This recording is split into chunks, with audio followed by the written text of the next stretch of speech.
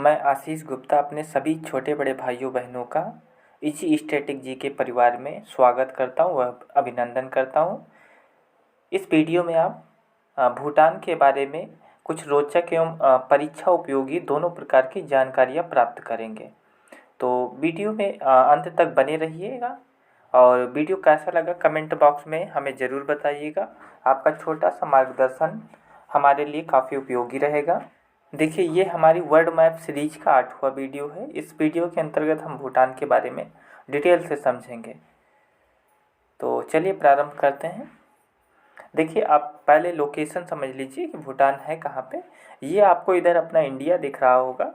India के बगल हमने 7 नंबर वीडियो सीरीज में 7 नंबर वीडियो में नेपाल के बारे में बता दिया है। इधर बांग्लादेश है। ये यहाँ पे देखिए, जो आपको ये कंट्री दिख रही है, ये है भूटान।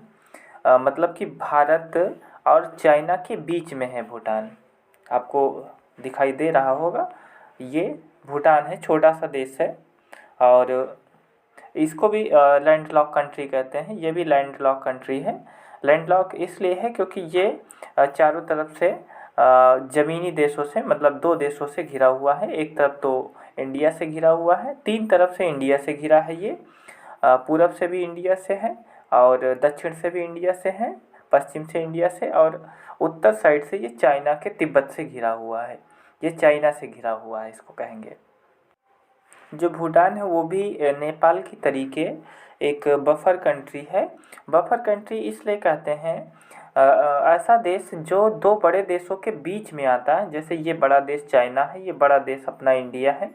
इन दोनों देशों के बीच में नेपाल आता है, तो ये भी एक बफर कंट्री है। और उसी तरीके से भूटान भी दोनों देशों के बीच में आता है, इसलिए ये भी एक बफर कंट्री और लैंडलॉक कंट्री है। बात करते हैं भूटान की जो राजधानी की। तो भूटान की राजधानी थिम्पू है, आपको यहाँ पे नज़र आ रही होगी इसकी राजधानी। ये भूटान का फ्लैग है, फ्लैग इमेज देख लीजिए, ये इसका झंडे का इमेज है।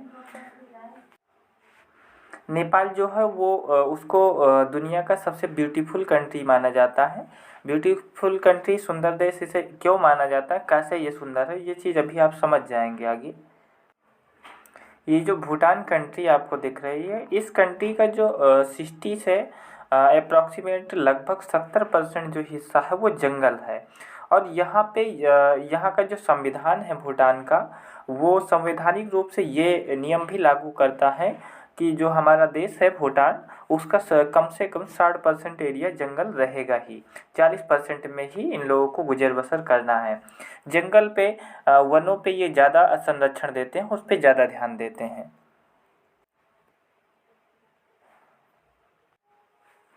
सौकटांग और डोकलाम जो इसके क्षेत्र हैं, ये भूटान का मैप आप देख लीजिए। ये मैप है भूटान का। ये 2 कंट्री, इधर चाइना है, इधर इंडिया है, इसी के बीच में पड़ता छोटा सा देश है। तो डोकलाम और सौकटांग ये 2 एरिया है। ये इसका डोकलाम एरिया जो आपको दिख रहा है यहाँ पे, और 2 ये डिस्प्यूटेड एरिया हैं। ये तीनों एरिया चाइना के साथ में विवादित हैं, इसके भूटान के। जिसमें से डोकलाम में पिछले साल विवाद हुआ था, तो इंडिया ने यहाँ पे अपनी सेना भेजी थी। दरअसल है क्या कि जब 1959 में चाइना ने तालिबान उस पर कब्जा कर लिया तिब्बत पे, तो उसके बाद में इन्होंने, भूटान ने सोचा कि भैया हम छोटे से देश हैं और अब ये चाइना अटैक कर रहा है, इसने तिब्बत को कब्जा कर लिया है इधर, तो थोड़े दिन में ये हमारे ऊपर भी कब्जा कर लेगा। तो इसने एक दिमाग चली और इसने इंडिया के साथ में टाई अप कर लिया। इंडिया के साथ में इसका टाई अप ये है कि जो इसकी बॉर्डर सिक्योरिटी है, इस बॉर्डर सिक्योरिटी को हमारे देश की जो आर्मी है, जो इंडियन आर्मी है, वो कवर करती है। मतलब कि भूटान की जो सीमा रक्षा है, सीमा रक्षा का जिम्मा इंडिया के ऊपर है। अब इंडिया ने क्यों क्यों ले रखा है इसका जिम्मा, इसका भी तो कुछ लॉजिक होगा। तो देखिए, इससे है क्या कि पहला नंबर, अगर ये चाइना इस पर कब्जा कर लेगा तो ये हमारे कंट्री के बहुत नज़दीक आ जाएगा। तो इसलिए छोटा सा देश है, तो हम इसके साथ में इसको भी कवर करके चलते हैं, ताकि इसकी भी सुरक्षा रहे और हमारी इसकी दोस्ती मजबूत बनी रहे और हमारा देश भी सुरक्षित रहे। तो इसलिए इसकी जो बॉर्डर सिक्योरिटी है वो इंडियन आर्मी करती है। यहाँ पे आपको ज़्यादातर बुद्ध धर्म को मानने वाले लोग मिलेंगे, हिंदू बहुत ही कम है यहाँ पे। इसका जो राष्ट्रीय धर्म है वो बौद्ध धर्म ही है। और यहाँ पे अच्छा इसको मतलब स्वच्छ देश क्यों कहते हैं, इतना सफ़ा देश क्यों है, इसको ब्यूटीफुल इसलिए कहते हैं क्योंकि यहाँ पे नो तंबाकू, यहाँ पे आप तंबाकू इस यहाँ पे नहीं चलता है, तंबाकू यहाँ पे बैन है बिल्कुल से। यहाँ पे प्लास्टिक बैन है, लोग यहाँ पे कागज़ के थैले यूज करते हैं, प्लास्टिक के थैले नहीं यूज कर सकते। इसीलिए ये देश बहुत ही स्वच्छ है। इससे रिलेटेड एक इंटरेस्टिंग फैक्ट आपको और बताएं कि ये जो भूटान कंट्री है जो अपने पड़ोस में है, यहाँ पर ट्रैफिक लाइट्स नहीं हैं। अब ट्रैफिक लाइट्स क्यों नहीं है, क्योंकि यहाँ पे एक नियम ये है कि यहाँ पे आप हॉर्न नहीं बजा सकते, क्योंकि ये उसको प्रदूषण मानते हैं। तो यहाँ पे गाड़ियाँ हॉर्न नहीं बजाती हैं, आपको आराम से चलना रहता है और यहाँ पे किसी प्रकार की ट्रैफिक जो लाइट है वो नहीं होती है। ये इसकी क्वालिटी है। और एक चीज़ देखिए, समझिए इसके बारे में, भूटान के बारे में।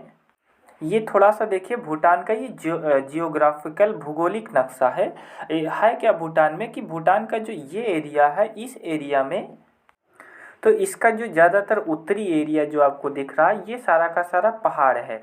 तो होता क्या है कि इधर से जब इधर से हवाओं के द्वारा जब बादल इधर को आते हैं तो यहाँ पे चूँकि सब पर्वत ही पर्वत हैं, तो पर्वतों के बीच में जो बादल होते हैं वो काफ़ी टकराते हैं। टकराने की वजह से क्या होता है कि यहाँ पे बादलों के टकराने की आवाज़ सबसे ज़्यादा होती है। दुनिया में सबसे ज़्यादा अगर बादल कहीं गरजते हैं तो भूटान में ही गरजते हैं।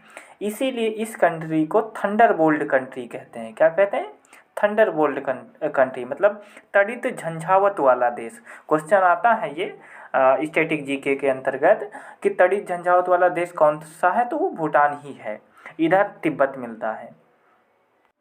यहीं पे ब्लैक माउंटेन पाया जाता है, काला पर्वत जिसको कहते हैं, वो भूटान में ही स्थित है।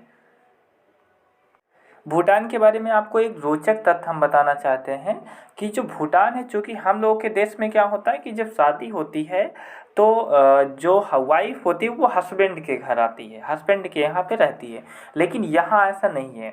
यहाँ पे जब शादी होती है तो हस्बैंड वाइफ के यहाँ रहता है, हस्बैंड वाइफ के यहाँ रहने जाता है, वहीं पे रहता है, ना कि वाइफ हस्बैंड के यहाँ आती है। ये नियम यहाँ पे चलता है, थोड़ा सा उल्टा नियम चलता है, इनका अपना अलग नियम है। तो ये रोचक जानकारी है। एक चीज़ और बताना चाहते हैं कि जो भूटान है, भूटान कार्बन नेगेटिव कंट्री है। कार्बन नेगेटिव का मतलब होता है जैसे इंडिया है, अमेरिका है, तो ये कार्बन जितना पैदा करते हैं उससे कम ही अवशोषित करते हैं, पैदा बहुत ज़्यादा कार्बन रिलीज करते हैं। लेकिन भूटान एक ऐसा कंट्री है कि जितना ये कार्बन उत्पन्न करता है उससे ज़्यादा कार्बन का जो मतलब सोखता है, उससे ज़्यादा कार्बन ये अवशोषित करता है। इसीलिए ये इसको कार्बन नेगेटिव कंट्री कहते हैं। कभी क्वेश्चन आ जाए कि कौन सा कार्बन नेगेटिव कंट्री है, तो वो भूटान ही है। यहाँ पे प्रधानमंत्री वगैरह नहीं चलते हैं, यहाँ पे प्रिंसली राज है, मतलब यहाँ पे राजा हैं और उन्हीं के द्वारा उनका एक अपना संविधान है, उसी के अनुसार यहाँ पे शासन चलता है।